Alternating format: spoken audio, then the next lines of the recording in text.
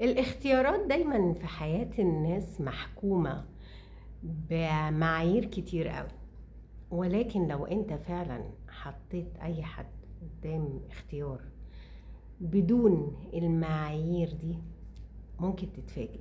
ممكن تلاقي الطيب بيختار اختيارات شريرة، ممكن تلاقي العالم بيختار اختيارات لا تمت العلم بصلة، ممكن تلاقي الشرير بيختار اختيارات طيبة. فللأسف الإنسان لما بيتحط قدام اختيارات ممكن يختار حاجة بعيدا تماما عنه، بعيدة تماما. ربنا يا رب يحفظنا ويثبتنا على مواقفنا ومبادئنا، ونحاول على قد ما نقدر ان احنا نختار الاختيارات الصحيحة.